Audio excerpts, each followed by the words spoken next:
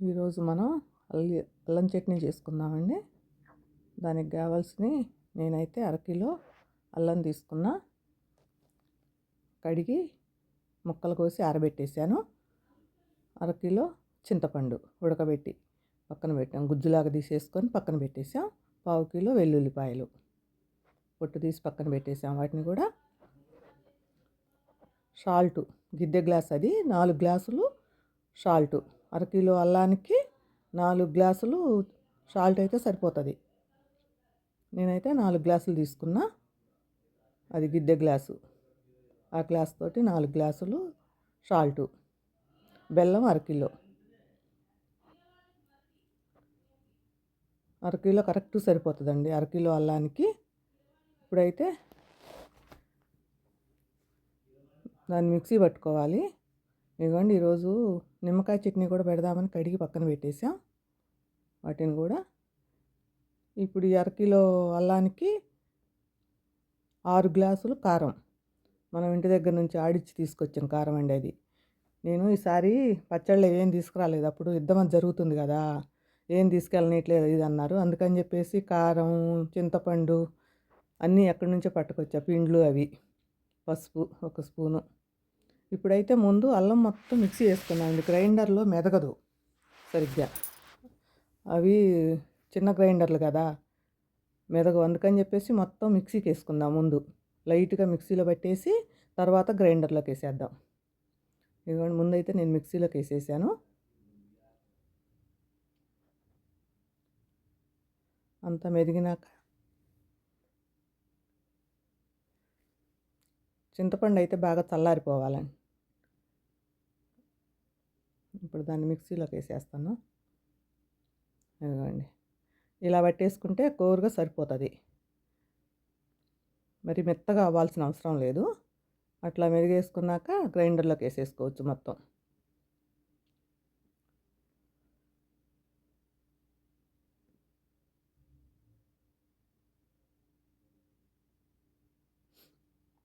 అందరూ అల్లాన్ని వేయించి అట్లా చేస్తారండి. నేనైతే అట్లా ఏం చేయలేదు. మొత్తం మంచిగా చెక్కు కూడా రాల, పల్లసగా ఉంది ఇది తీయటానికి కూడా. అందుకని శుభ్రం కడిగి ముక్కలు కోసేసాం. ఇప్పుడు వెల్లిపాయలు కూడా మనం మిక్సీ పట్టేసి పక్కన పెట్టేసి ఉంచుకుందాం. అంతా మెరిగినాక వేసేసుకోవాలి అల్లం, ఈ వెల్లిపాయలు, లేకపోతే మెదగదు. ఇదిగోండి, మొత్తం పట్టేసి గ్రైండర్లోకి వేసుకున్నాక ఇది కొంచెం మెదుగుతున్నప్పుడు మనం ఆ చింతపండు ఉడకబెట్టుకున్న చింతపండు మొత్తం గ్రైండర్లోకి వేసేసుకుంటే తొందరగా మెదిగిద్ది అనమాట. అల్లం గట్టిగా ఉంటుంది కదా, తొందరగా మెదగదు. అది కొంచెం ఉంచేసాము, మరి ఎక్కువైతుందేమో చూద్దాం, చూసి తర్వాత సరిపోకపోతే వేసుకోవచ్చు అని కొంచెం అయితే పక్కన పెట్టి ఉంచాను అలాగా. ఇప్పుడు ఇక సాల్ట్ కూడా 4 గ్లాసులు పోసేస్తున్నాం. కరెక్ట్ సరిపోతుందండి, చూసే పని ఉండదు. సాల్ట్ మాత్రం చింతపండే చూసుకోవాలి, మరి పులుపు ఎక్కువైతే తినలేము. సాల్ట్ వేస్తే తొందరగా మెదిగిపోతుంది అల్లం కూడా. చింతపండు వేసాం, ఇప్పుడు సాల్ట్ వేసేసాం. సంవత్సరం అంతా ఏమాత్రం డ్యామేజ్ అవ్వకుండా, బూజు లాంటిది కానీ వాసన కానీ ఏమీ రాకుండా మంచిగా ఉంటుందండి. సంవత్సరం కాదు, 2 సంవత్సరాలైనా ఇప్పుడు పెట్టిన పచ్చట్లాగే ఉంటుంది. నేను ఎప్పుడు ఇండియాలో పెట్టుకొచ్చేది, ఈసారి అసలు ఏం తీసుకురాలేదు. మా పాప వద్దని, రావటమే కష్టంగా ఉంది మమ్మీ ఇప్పుడు యుద్ధాల మూలంగా, ఏం తీసుకురావద్దన్న. పచ్చళ్ళు అవి తీసుకురానిట్లేదు అంటే, చెక్కింగ్ బాగుందంటే ఏం తీసుకురాలేదు. ఇక్కడికి వచ్చా బిడిది కానీ తీసుకురాకన్నది, అందుకని ఏం తీసుకురాలేదు. అదిగోండి, అది కొంచెం అలా మెదుగుతున్నప్పుడు ఇక బెల్లం కూడా వేసేసుకుంటే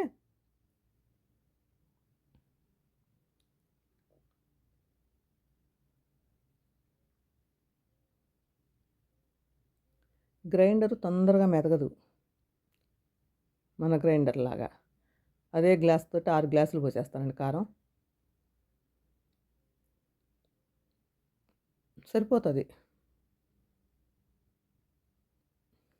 సాల్ట్ మాత్రం తక్కువ వేసుకోవాలి గ్లాస్ ఎప్పుడైనా. పావు కిలోకి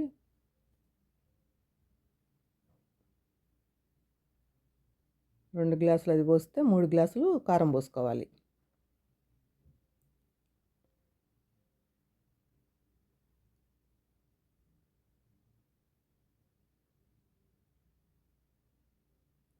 ఇది కూడా కాకపోతే కొంచెం లేటు పడుతుంది ఈ గ్రైండరు.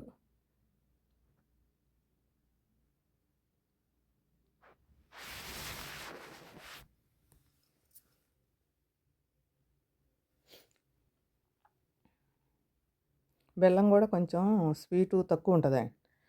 బెల్లమే సరిపోకపోవచ్చు, ఇంకొంచెం వేయాల్సి వస్తుంది అనుకుంటాను. అరకిలో వేసాం కానీ అది సరిపోయేలాగా లేదు. ఒక స్పూన్ అయితే పసుపు. క్లియర్గా తెలవటానికి అనేది నేను కొంచెం స్లోగా చూపిస్తాను. చాలామంది చాలా రకాలుగా పెడతారండి అల్లం చట్నీ. మేమైతే ఇలాగ పెడతాం. పచ్చిమిరపకాయలతో ఒకటి, ఇట్లా వెండి కారంతో ఒకటి. పచ్చిమిర్చితో పెట్టింది ఎక్కువ రోజులు ఉండదు. ఒక 10 రోజులు అప్పటికప్పుడు ఇన్స్టెంట్గా చేసుకోవటానికే పనికొస్తుంది అది. ఇక మెంతిపిండి ఈ గ్లాసులో పావు గ్లాసే ఉంటుందండి మెంతిపిండి.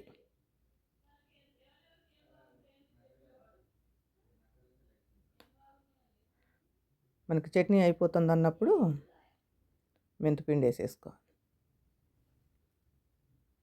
ఇది మేము ఎప్పుడో ఒక్కసారే తాలింపు అయితే పెట్టమండి. ఎప్పటికప్పుడు మనకు అవసరమైనప్పుడే తాలింపు పెట్టేసుకుంటాం. ఎక్కువ మనకి టిఫిన్స్లోకి అయితే చాలా బాగుంటుంది. అన్నంలో కూడా వేసుకోవచ్చు. టిఫిన్స్లోకి చాలా బాగుంటుంది. ఇదిగోండి ఇంత అయితే మిగిలిందండి. తీసి బాక్స్లో పెట్టేసినాం కానీ ఇంకొంచెం బట్టేలాగుంది. మళ్ళీ ఒక స్పూన్ అంత వేసేస్తున్నాం.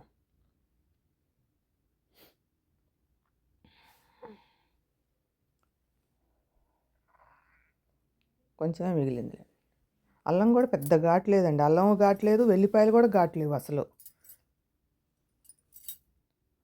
ఇదిగోండి మనం పట్టి పక్కన పెట్టుకున్న వెల్లుల్లిపాయను కూడా ఇప్పుడు ఆ చట్నీలో వేసేద్దాం.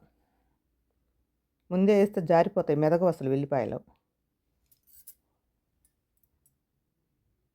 ఇది పట్టి పక్కన మూత పెట్టి ఉంచండి వాసన పోకుండా.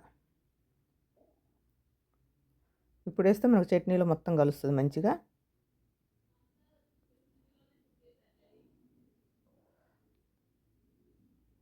బాగుంటుంది చట్నీ కూడా.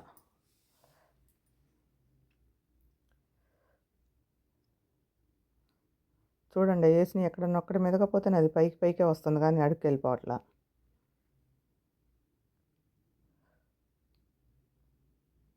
ఆల్మోస్ట్ వచ్చిందండి చట్నీ. మెత్తగానే మెదిగిపోయింది.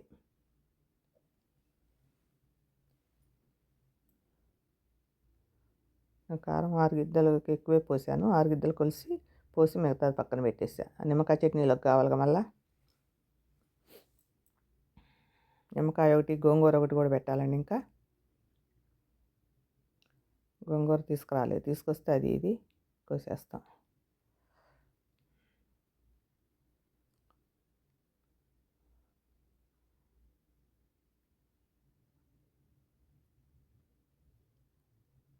పూర్తిగా అయితే మెత్తగా మెదిగిపోయింది. ఇప్పుడైతే మనం గ్రైండర్ ఆఫ్ చేసేసుకొని ఒక గిన్నెలోకి కానీ ప్లాస్టిక్ డబ్బాలోకి కానీ తీసేసుకొని పక్కన పెట్టేసుకోవటం. ఇంకా మనకు అవసరమైనప్పుడు తాలింపు పెట్టుకుంటే బాగుంటుంది ఒకేసారి పెట్టే కంటే.